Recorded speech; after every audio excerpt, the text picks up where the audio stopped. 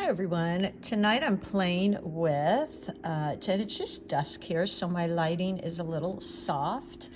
I'm playing with my MeiLiang palette. As you know, I'm really a Winsor Newton lover, but for how much painting I'm doing right now, I'm using this fun little MeiLiang palette. Such a great palette for beginners because it already has so many pre-mixed colors and a lot of really creamy textures and vibrant colors. So I really enjoy it, and I play with that a lot. Tonight I'm playing with this oval wash, or what I might call a cat's tongue. It's a 1/2 inch and it's Princeton Neptune, and their Neptune series holds a lot of water. So I thought I'd play with that a little bit. I like it because I can get some really great wide petals as well as some really small ones. Let me show you what I mean there. Let's see if I can find a piece of paper to kind of practice on. So for instance, let me just go into this reddish color. So I can get these really fun wide strokes, which are great for all kinds of things. And then if I use the side of the brush and the tip, I can get these really great little thin lines as well. And then going back to these thicker petal strokes, which I use a lot for my peonies. So I'm really flattening out that brush for those. So there you go. I think that's really fun to be able to get those type of, that's what really draws me to a lot of brushes, is that ability to get a variety of shapes and strokes. All my petals, notice, leading back to the center of that flower. So there you go. I think that's really pretty, and I'm enjoying these colors right now because it is going to be fall. And that's another little brush stroke you might like, is that fluffy, if you hold it on its side, it gets those side teardrops really easily, just like that. And I think that's really fun. So turning my brush on its side and using both the flat brush and the side of the brush, I think is really, really pretty. So another thing this is good for is these little roses. By the way, I'm using Artisto paper just because I think it's such a great quality paper. It's not the cheapest, but it's definitely less than, like, say, an Arches. So let me wash and rinse my brush, and I've got my 2 wells of water. You guys have asked me about this a lot. So with watercolors, you want to make sure you're washing and then rinsing your brush. You want to get all that paint out of it. Okay, this is a Meeden 2-well dish, by the way, which I love. It's really a great little wash and rinse container. Now I'm picking up like a cad yellow, and let's just go into this. So I tapped off some of that water. Now the orange is kind of dried. Again, using that tip like that. So pretty. And these are these beautiful autumn colors I'm kind of transitioning into. I'm going to pick up a little bit of this MeiLiang Sienna and add maybe a little bit of that in just to warm it up again and introduce some of that beautiful brown. Just like that. Okay, I think that's so pretty. And if this is still a little bit wet, we could even introduce a little bit of that brown in there. So just tapping off, getting rid of some of that excess water. Oh yeah, look at that, how pretty. I'm really been In the new seasons, I tend to play a lot with new colors I try to come up with. Now this dried a little bit. I really would have liked that to be a little bit wetter so we get more blend. But look how pretty this cad red, or you could use alizarin crimson. And look how pretty that is. Maybe go in and add a little bit more of that cad red in here, just here and there, and let it kind of blend. That's really pretty. I'm gonna wash and rinse my brush, and then let's just add another little flower over here. Let's go in with like a, let's see, I think I'll go in with a little bit of this orange. Let me find a dish here. So I've got that cad orange. I'm gonna lighten that up a little bit. And then I'm just tapping off to get rid of some of that excess water.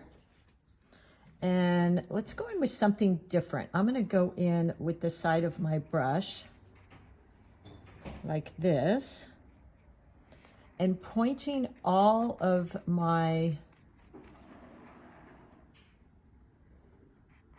tips of my flower towards the center there. Trying to not get my hand too much in the way. And let's go in with maybe some of that red that we used. Just tap in like that. I think that's kind of pretty. Look at that. Then maybe that a little bit darker as we get into the center. Something like that. Really pretty. And then we can add some fun little leaves. So I wash and rinse my brush. Let me find my green. Here's my green, which I use a sap green and a tree green. Or in Winsor Newton, you could use a sap green and a little warmer green, which might be that olive color, since we're kind of going with some warms here. Something like that. And then let's just create some fun leaves here. So point, press, point, press. Look at that. It makes some perfect little leaves. I'm going to wet that a little bit because I want some lighter variations of that. And you really can just kind of tap down with that. Something like that.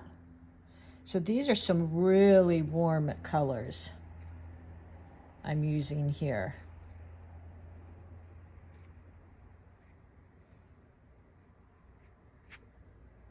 Yeah, these are really, really warm colors.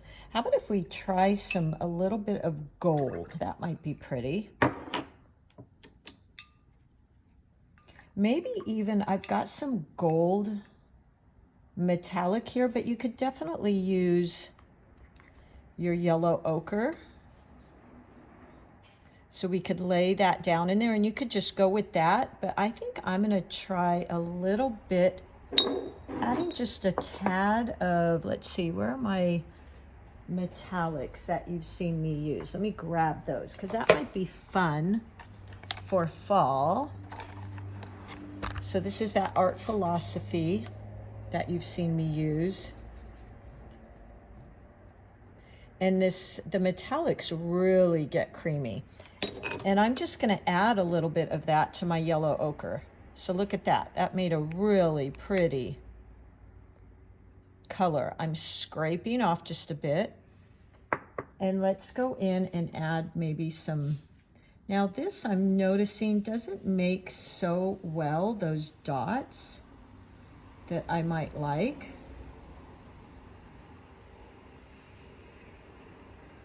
Something like that. So this, I might grab my, let me plug in my phone, folks, 1 second. Let's see here, before I die in the middle of this video. So these are some really, really warm colors. Now again, for these dots, I might just grab my round brush. But what I am noticing is you can get some really thin little lines for stems and such, so that's kind of cool. I do like that. But I think for these little round berries and such, I would probably use my round brush. Now look at that, that was kind of fun. So I'm just really playing here again with some of these fall colors that I think are really pretty. Maybe in the center of here, I might even use, let me wash and rinse my brush real good and tap it off.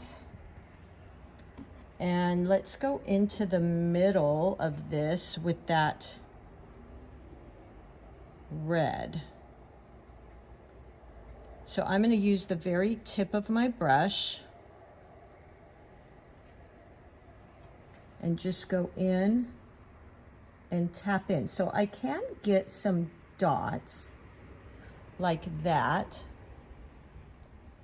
but not really these little circles that I was going for. So it's so fun to play like this because you can really see the different techniques you can get.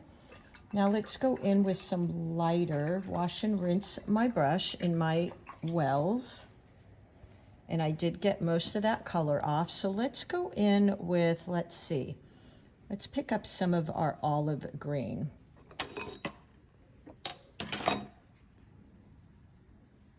There we go. I want to get a little bit darker. There we go.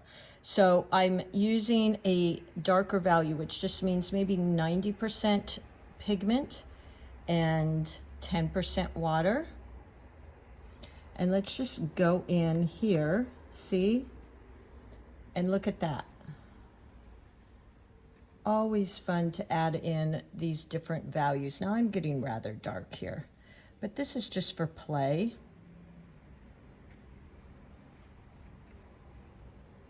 And if we're going to put these dark areas in, we want to make sure that we're spreading them around, because wherever these dark areas are, our eye is going to get caught and stop. So we want to make sure we're blending them around with these darker values, just like that. Okay, so there you go. I wanted to play a little bit with this Neptune. They're calling it an oval wash. I kind of refer to it as a cat's tongue. And it is quite fun. Again, that Neptune, it holds a lot of water. So keeping that in mind. Now I'm just kind of playing with some of the backgrounds, adding in different values. And you could go back into some of these and add some darker values in here. Maybe with that orange, let's just play a minute here. Just kind of swooshing back and forth. Don't want to get too dark here or lose those whites. But this is the kind of stuff I do a lot of in the evening, is just playing and experimenting with colors. Maybe go in here just to see what that might look like. And there you go. That's just having fun, having a little bit of practice, using different brushes, twisting them and turning them and seeing what you can get.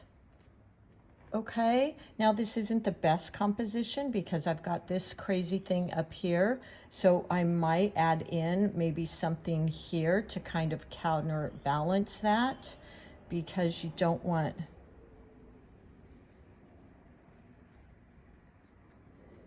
that color coming out at the top and weighing this down.